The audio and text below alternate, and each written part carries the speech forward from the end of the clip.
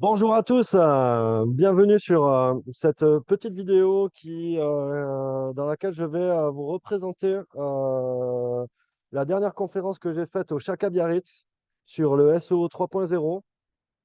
Je profite d'être à l'événement SEO de Toulouse et avec les copains pour partager ce moment-là. Je vais en faire deux. J'en ai trois, j'ai fait trois conférences, trois ateliers ces dernières semaines. Donc c'est le moment de vous présenter tout ça. Alors, SEO 3.0. Alors, c'est un gros sujet parce qu'on va parler de l'IA. On va parler de 5 ans de tests avec plus de 200 000 articles publiés. L'idée de cette présentation, c'est de vous donner des bonnes pratiques et d'éviter les écueils. Il y en a plein qui ne veulent pas faire de l'IA, du texte IA sur le Money Site, et ce n'est pas une mauvaise chose. Et il y a des fois, on peut se le permettre. Donc, vous allez comprendre pourquoi. Vous allez comprendre aussi pourquoi il y a des jeunes qui sortent d'apprentissage et qui sont des rostars en SEO, alors que tout ce qu'ils font, c'est du blogging. Et vous allez voir. Alors, marketing.airforce, c'est notre site d'agence avec Cyril. Donc moi, je me présente souvent comme un SEO marketing pour travailler le on-site et surtout les pages de vente. C'est ça qui marche aujourd'hui, hein. On laisse tomber le blog, hein. Des fois, il faut arrêter de faire du blogging, ça ne sert plus à rien. Et Cyril est le serial blaster, c'est-à-dire que lui, il s'occupe de la même chose. Une fois qu'on a structuré bien le site, on égrène ça sur le web. Et au milieu, vous avez des clients qu'on aime bien, qu'on aime beaucoup, qui sont à Paris. Et en immobilier, on travaille avec eux sur la requête Agence Immobilière Paris. On s'amuse beaucoup en SEO avec ça. Et vous allez dire, mais quel est le lien avec la crypto? En fait, la crypto, c'est dans la thématique finance, comme l'immobilier. En fait, c'est ça qui est intéressant. Et vous allez comprendre, j'espère, le paysage que je vais vous présenter dans ce cas-là. C'est-à-dire, vous avez compris un peu on-site, off-site. Souvent, on se sert des benchmarks concurrentiels pour montrer la corrélation entre le trafic et le netlinking et les backlinks. Mais ce qu'il faut comprendre, c'est que 4% du web est visible. 90% n'est pas visible et c'est pas de la merde. On a des documents légaux, on a des financial records, des rapports scientifiques, toutes les thèses qui sortent des cerveaux brillants de nos grandes universités sont dans le deep web. Personne ne les lit.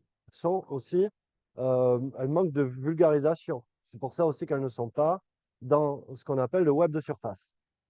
Et en fait, comme vous l'avez compris, ce que je veux vous dire, quand je vous dis qu'on ancre avec des backlinks dans le deep web, c'est qu'on va poser des liens sur des points gouv, des points edu, et vous allez comprendre pourquoi. Le dark web, Tor, tout ça, on s'en fiche, on ne travaille pas là-dessus. Alors, ce qui est intéressant, comme on est sur une thématique crypto, et le but ce slide, c'est de vous montrer comment on est extrêmement agressif sur la thématique peut-être la plus concurrentielle du monde, les plateformes d'exchange. En fait, c'est hyper important. Ce matin, je parlais avec un agent immobilier. Je lui dis, écoute, c'est très simple. Moi, je ne suis pas cher si tu me dis, j'ai besoin de couper deux branches et que tu as besoin de deux backlinks. Si tu me dis, je dois débroussailler la jungle à la machette, bah là, ça va coûter cher. Surtout si tu veux faire une autoroute derrière. Donc, en fait, on a besoin de savoir c'est quoi la route qu'on veut emprunter. Pour ça, on se sert d'un benchmark. On va analyser un, deux, trois concurrents. Là, pour les plateformes d'exchange, on a analysé Coinbase, CoinMarketCap, Kraken. L'objectif qu'on nous avait donné, c'était d'aller ranker sur Bitcoin sur le marché US. Vous imaginez le sujet, hein, Tant vous dire qu'on devait travailler pour une académie, pour une licorne, on s'est baffré tous les sujets de manière à pouvoir les couvrir et devenir un expert de la thématique. Il n'y a pas de secret. Pour faire du bon contenu, il faut savoir de quoi on parle. Bref, là, on est sur du SEO off-site. Le volume de liens par semaine est monstrueux. 2122 liens pour Coinbase, 2180 pour CoinMarketCap, 407. Alors, vous imaginez bien qu'avec un tel volume, tout n'est pas de la qualité. Et qu'est-ce que la qualité dans le netlinking? Donc, on a des métriques qui valent ce qu'ils valent, Trust Flow, Citation Flow, Topical Flow, des typologies de liens, des points gouv, points edu, des médias, du divers et du Web 2. Web 2, c'est les sites qui sont un peu vieux, qui doivent dater d'il y a 10 ans. C'était à la mode d'avoir un blog sur les magazines de presse, par exemple. Alors, là, ça nous donne une idée du paysage concurrentiel et des efforts qu'il va falloir déployer. Deuxième slide. Ah, on était sur les signaux forts, ce qu'on a l'habitude de suivre en SEO classique. Et là, je vais vous montrer les signaux faibles. Tout ce qui est dans le web, dans le web communautaire, le web des réseaux sociaux, principalement. Mais dans les signaux faibles, on aime aussi intégrer les requêtes de marque. CoinMarketCap a plus d'1 200 000 requêtes par mois, je crois, sur sa marque. Coinbase, l'Académie Binance, Kraken, 74 000. Ils font des ads, signaux faibles. Ils ont une appli mobile avec des notes, signaux faibles. Et ils ont un programme où tu vas gagner des cryptos gratuites, signaux faibles. Évidemment que l'offre gratuite gagne en attractivité. Je vous le rappelle, ce qui fait aussi la popularité d'un compte Twitter et d'une plateforme, c'est la capacité à communiquer très rapidement sur des airdrops et donc de donner gratuitement des cryptos. Alors, il y a les tendances de fond, ils communiquent beaucoup là-dessus et c'est pour ça que Twitter est un canal omniprésent dans les plateformes d'exchange. Facebook, un peu moins. Reddit, incontournable. LinkedIn, c'est pas mal. Il y en a qui font de la pub dessus. Coinbase. C'est là où on identifie les éléments de la stratégie de chacun. On n'est pas sur la grande stratégie, on est sur de l'opérationnel tactique. Et là, j'ai un truc qui me gêne. Et ouais, on a Medium aux États-Unis qui est très populaire. Et Instagram, on le voit, l'Académie Binance a mis beaucoup sur son Instagram. Donc, on identifie des signaux faibles qui ont impact le SEO. Alors, vous l'avez compris, on a parlé de, on a parlé de Web 1, c'est le paysage qu'il y a dans le background, c'est le paysage historique sur lequel on œuvre. Là, on voit qu'il est un peu faux. Tiens, c'est marrant, ça ressemble au Web. On a du Web 2, Paris Hilton, là à gauche, ouais, qui représente bien le Web 2, le Web social, le Web des influenceurs. On a du média avec Jamie Fallon et on a la crypto et un élément perturbateur qui va permettre à la magie d'opérer. C'est là où le SEO 3.0, c'est du SEO dans le Web 3. Et quand on est sur des secteurs ultra concurrentiels comme les plateformes d'exchange, on ne peut que se servir de l'IA, qui est une révolution pour nous, les SEO, parce qu'à la base, on est des consultants. On ne sait pas écrire, on ne fait pas de rédaction. Et c'est ça la révolution de ces dernières années, c'est que l'IA nous a permis à nous, les consultants, d'être autonomes. On n'est jamais aussi efficace que quand on est nous-mêmes moteurs du projet et qu'on met les mains dans le cambouis. Il ne faut pas l'oublier. Donc, en fait, avant que l'IA sorte, on avait déjà un paraphraseur qui était sorti sous forme de plugin WordPress et qui nous a permis de jouer au presse-bouton et d'envoyer du contenu en masse sur un réseau de sites et sur un money site. Alors, on a fait beaucoup de tests. C'était du texte de qualité People Also Ask, de qualité question-réponse, de qualité FAQ. Donc, vous imaginez bien que ce n'est pas très, très quali. Mais c'était un début. C'était 2021, la préhistoire. Et on s'est amusé à faire, à tester la fraîcheur du contenu. C'est-à-dire que nous, on aime bien travailler sur du contenu evergreen. Donc, nous sortir un ensemble de 1000, 2000, 3000 mots et qui soit toujours bon. La fraîcheur du contenu, c'est 1 à 5 publications par jour. Des paquets de 500 pages. On a vu des collègues livrer des cocons sémantiques de 100, 500 pages en très peu de temps d'un seul coup. Donc, on s'est dit, bon, on va s'en servir. On va faire pareil avec l'IA, ça peut ne pas être pénalisable. Et on avait à l'époque 150 sites, dont un money site. Voilà, première bombe posée. Donc, la qualité du texte, regardez, c'est un plugin qui s'appelait Architect. Aujourd'hui, je vous recommande surtout de ne pas l'utiliser. C'est has-been, c'est merdeux même, disons-le. Mais voilà, ça rankait et ça rank encore toujours sur mon money site Océan Adventure. sur des pages de type question, Wingfoil ou Kitesurf. On le voit ici à gauche. On voit le type de contenu, question, réponse, texte, image. On voit quelle taille de voile Kitesurf. Ça, c'est moi qui ressort. Et je vous ai mis des exemples qui sont peu quali. C'est vraiment une qualité bien 2021. Préhistoire.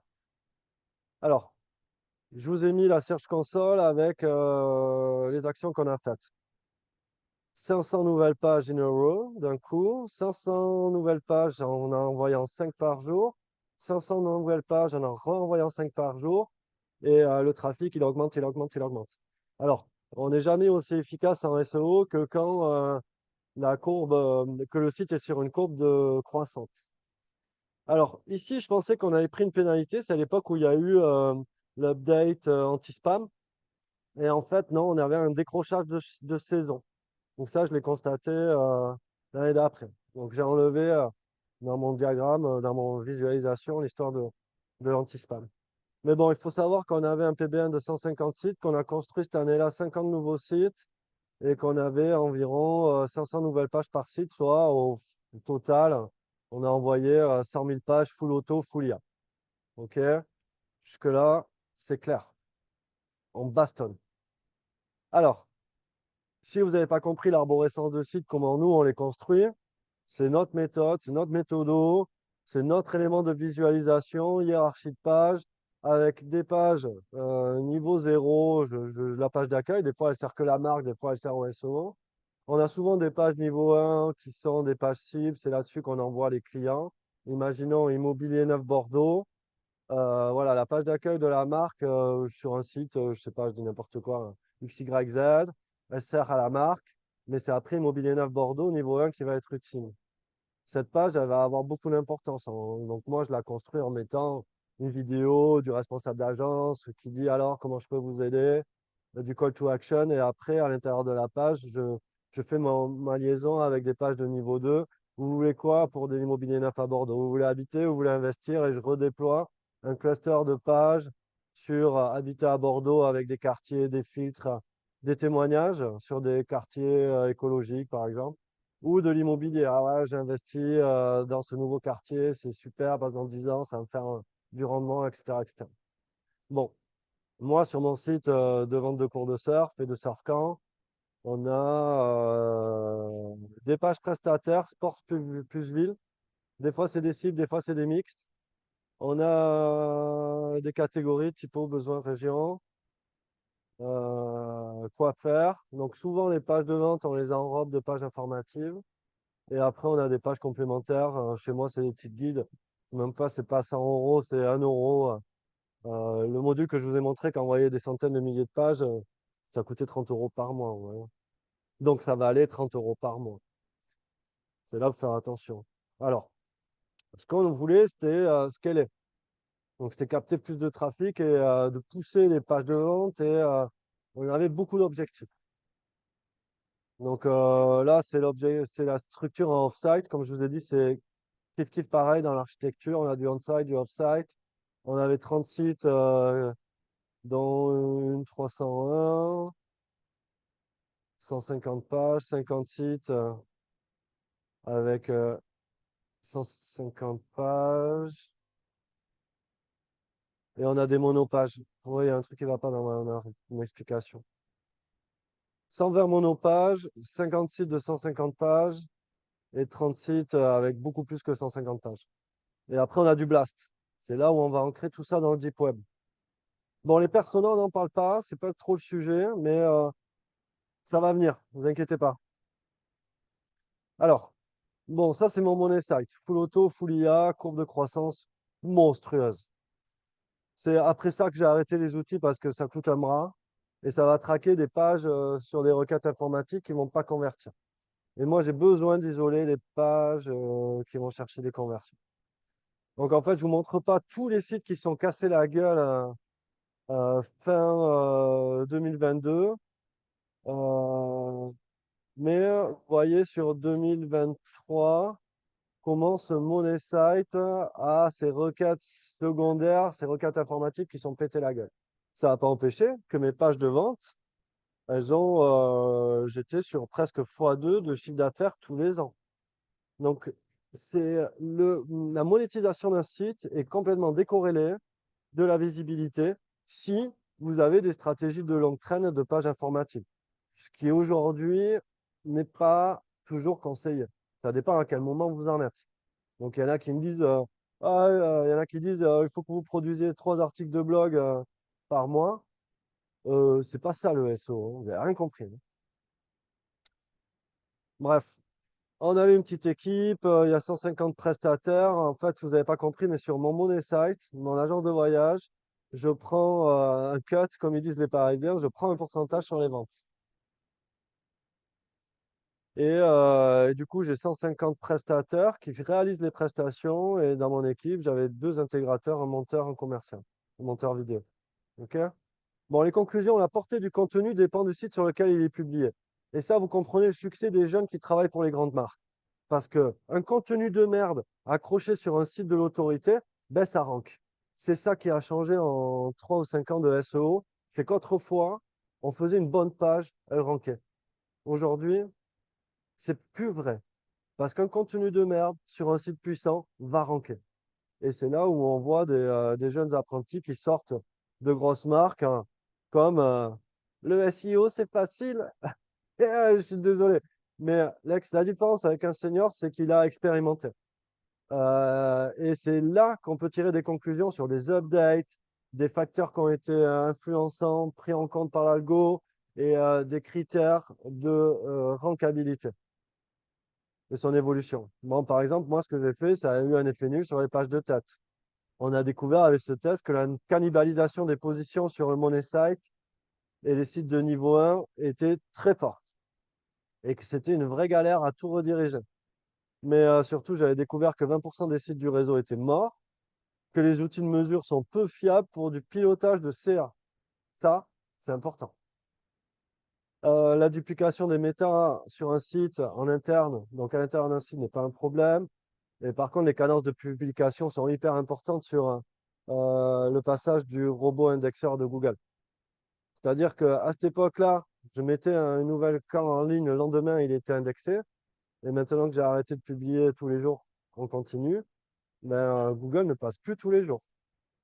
Et que ce qui mettait 48 heures, mais aujourd'hui 2 semaines. Ça, c'est gênant.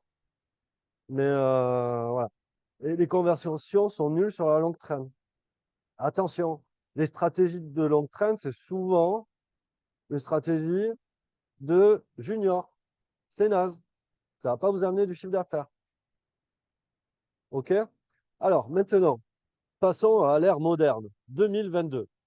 ChatGPT sort, et là, on va parler de qualité de contenu. Alors, la qualité du contenu est un débat extrêmement long.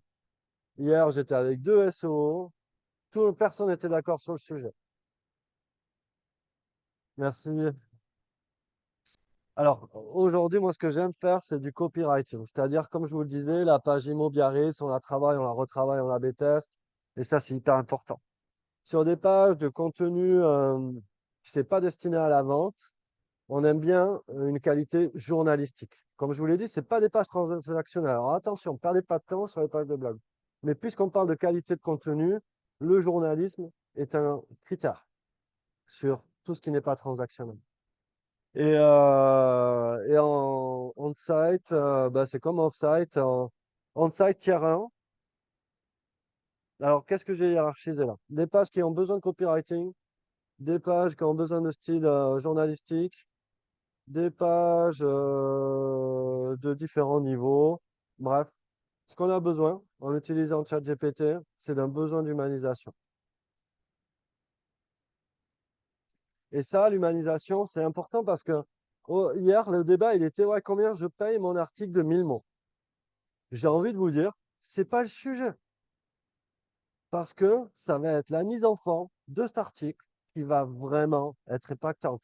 Aujourd'hui, tu payes 50 € un article de 1000 mots, tu le mets en ligne comme ça, sans illustration, c'est de la merde. Tu vas bien le mettre en forme, faciliter la lecture, dire des choses pertinentes, ça va jouer pour 50% de la valeur du contenu. C'est pour ça que les pages de vente sont très importantes, très impactantes. Et ça ne va pas être le volume de mots. Au contraire, avec les dernières updates, il en faut moins, il en faut mieux. Ce qu'on aime beaucoup après la mise en forme, c'est d'avoir du contenu multimédia et, pourquoi j'ai mis Ulysse Lucet, une signature. Ah oui, alors attendez, c'était là. On parle de hiérarchisation, greffage, citation, de citer les sources et d'avoir une signature. Et vous allez voir pourquoi c'est important, vous, les rédacteurs. Alors, une fois qu'on a ce texte signé, on a besoin de rajouter du multimédia. Et c'est là où voilà, on est dans le Web3, on apprécie la qualité de Cryptost, même s'ils ne font pas du SEO. Et c'est bien leur souci. C'est pour ça que j'étais en discussion avec eux, parce qu'il leur manque des facteurs fondamentaux. Une approche SEO des textes et du backlink. Mais comme ils sont forts sur le Web 2 et qu'ils fixent des communautés, ils vont capter ce backlink en distribuant bien. Donc, produire, distribuer. C'est ça le nouveau paradigme du SEO depuis quelques années. Et Cryptost, vous le voyez, ils font des infographies, ils font des vidéos, ils intègrent, comme dans la presse, des embedded Twitter, Instagram. C'est un contenu qui est riche, qui est clair, qui est didactique, qui est vulgarisé, qui est rédigé par un journaliste, qui signe les articles et qui va donner son autorité. Et après, c'est bien distribué. Vous avez capté? Produire, distribuer. OK, maintenant, qu'est-ce qu'on fait avec ChatGPT? Alors, c'est là où sur le Money Site, il faut faire très attention à l'utilisation de l'IA. Vous avez vu avec le paraphraseur, qui était la préhistoire, tout s'est fait flinguer, mais pas sur les sites qui ont de l'autorité. Donc là, on a un client, sa journaliste, qui rédigeait déjà du texte avec de l'IA. On s'en a aperçu quand on a bien analysé le truc. Elle était enceinte, non, enfin, elle a couché. Elle faisait les RP sur les JO. Bref, elle n'était pas disponible. Et nous, SEO, vous avez compris, on est moteur, on veut avancer. Donc, qu'est-ce qu'on a fait? On a pris ces textes qui ranquaient et on a dit, bon voilà, ChatGPT, analyse-nous ces 20 articles et dis-nous le style de la journaliste. Les textes n'étaient pas signés, sinon on n'aurait pas pu faire ça, parce qu'il y a du droit derrière. Et nous, tout ce qu'on fait, c'est pour ça que vous avez vu les numéros cirés, APE et tout ça, on est assujetti au droit français, tout ce qu'on fait, c'est légal. Mais là, c'était pas signé, donc on a fait ce qu'on a voulu. On a demandé à ChatGPT d'analyser le style de rédaction. C'est hyper important parce que c'est scalable et duplicable sur vos sites aussi. Et ces pages, elles rankent et elles sont mixtes. C'est-à-dire qu'il y a de l'informationnel qui tend vers le transactionnel. Donc, c'est pour ça que je suis content de passer du temps dessus. Parce que derrière, c'est pas que de l'informationnel pour eux. Peu valorisable, pardon. Alors, comme je vous ai dit, on veut illustrer. Pour illustrer ça, ben, des fois, on n'a pas tout ce qu'il nous faut. C'est là où on a fait un petit mix entre Midjourney et FreePic pour avoir quelque chose de sympa qui colle à la thématique. Et là, en l'occurrence, c'est des voyages de filles seules. Et ça, c'est full IA. Et ce qu'on voulait, c'était quelque chose qui soit bien, mais pas trop. Un peu comme avec les textes. On veut un style humanisé. On veut des photos humanisées. Et ce qui est hyper rigolo dans la photo, c'est le soin du détail. Parce que là, c'est full vrai. On a l'impression que la fille qui est au milieu de l'allée, elle est aussi dans l'appareil photo de sa copine qui la prend en photo. Et franchement, ça donne envie. On voit que c'est exotique et on a envie d'aventure. Et on a envie de faire des photos sur Instagram. C'est là où c'est du bon pilotage d'IA, ça. OK. Ensuite, alors, les optimisations SEO sur des textes faits par des journalistes ou pas, c'est primordial. J'étais avec un patron de presse suite à cette conférence et je lui parlais de Your Text Guru, qui est un outil à la base fait pour les SEO et que les journalistes reprennent en main et qui permet de, de, euh, d'aborder une thématique en couvrant l'ensemble de la thématique. Et c'est ça qui est génial parce qu'il va analyser aussi la SER. Mais voilà, techniquement, on aurait pu l'utiliser, mais on préfère Todd parce qu'on trouve que c'est plus complet, c'est plus une approche intention de recherche et mots-clés que Your Text Guru. Mais bon, c'est très personnel, on aurait pu mettre Your Text Guru là. Je ne veux pas jeter la pierre, je vous dis juste comment on bosse. C'est-à-dire qu'en préparation à l'article journalistique, on lui donne les résultats de recherche, les mots-clés, les intentions. OK, vous captez, c'est comme ça qu'on fait du SEO aujourd'hui, hein. On analyse qu'est-ce qui marche, qu'est-ce que veut l'internaute, qu'est-ce que Google a déjà positionné. Et c'est l'analyse de la SERP qui va changer au cours des 6 et 12 prochains mois, qui va nous donner la température aujourd'hui, qu'est-ce qui marche. C'est quoi les intentions de recherche, comment on y répond. OK, c'est du reverse engineering, hein. Donc ça, qu'est-ce qu'on fait? On s'en sert pour notre workflow. Je vous avais dit, on a joué au presse-bouton, c'était très rigolo, mais on maîtrisait pas la qualité. Donc ce qu'on veut, c'est maîtriser la qualité. Donc on se sert de MEC ou de N8, N.io pour avoir un workflow qui va nous donner du contenu de qualité. Notre qualité. Alors ça va être ou pour les Google My Business et les réseaux sociaux. Dans un autre atelier, je vous expliquerai comment les Google My Business a généré pour mon site plusieurs centaines de milliers d'euros. Beaucoup plus que les réseaux sociaux d'ailleurs. Mais bon, ça, c'est mes petits hacks. Et voilà, dans le workflow, on a mis tout ça. Et on a des Google Sheets qui permettent de gérer des étapes clés. Et vous allez voir, en plus de maîtriser la qualité, ce qu'on veut, c'est maîtriser les points de contrôle. C'est-à-dire que c'est un peu comme les temps modernes. C'est ça les temps modernes avec l'IA. Tout a changé, rien n'a changé. On a besoin de maîtriser un workflow en termes de qualité et d'avoir des points de contrôle. Euh, donc, on a des vérifications par un rédacteur, on coche des cases, on surveille les scripts, on publie sur WordPress des validations et on a un retour de boucle pour une publication validée ou pas. Alors, ce qu'il faut savoir, c'est que ça, c'est scalable. Et aujourd'hui, on peut publier jusqu'à 500 articles de qualité jour sur les réseaux de sites.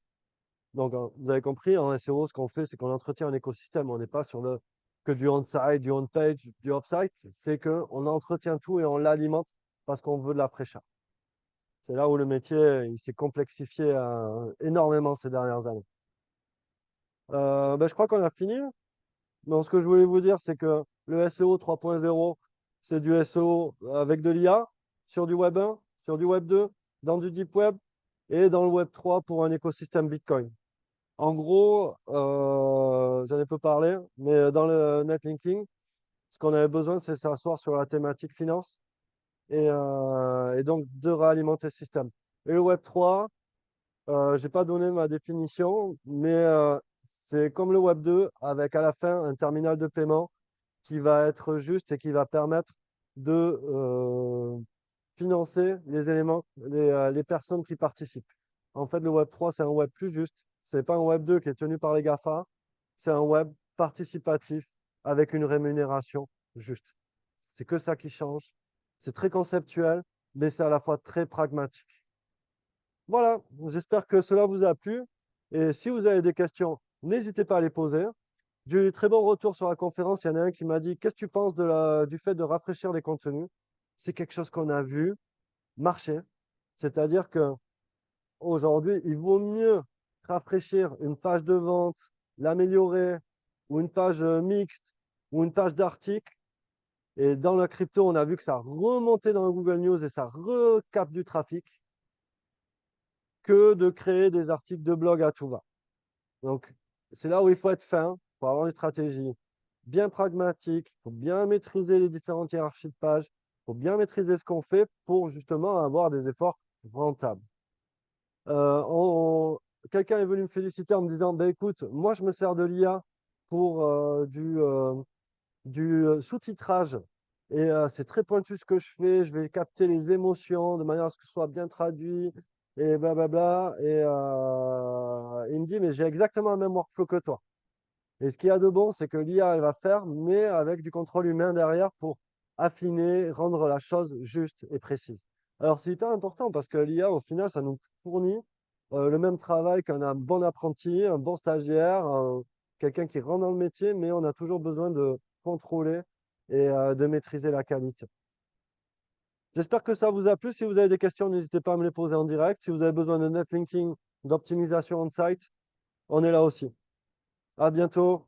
Je vais faire le prochain atelier sera sur les 15 secrets pour une TPE. Là, je vous ai montré le plus dur, le plus pas bourrin, mais c'est guerre totale, destruction massive. On y va très concurrentiel. Je vais vous montrer sur quelque chose qui est moins concurrentiel, très TPE, très niché. Donc, les 15 secrets pour réussir en SEO, c'est la prochaine vidéo.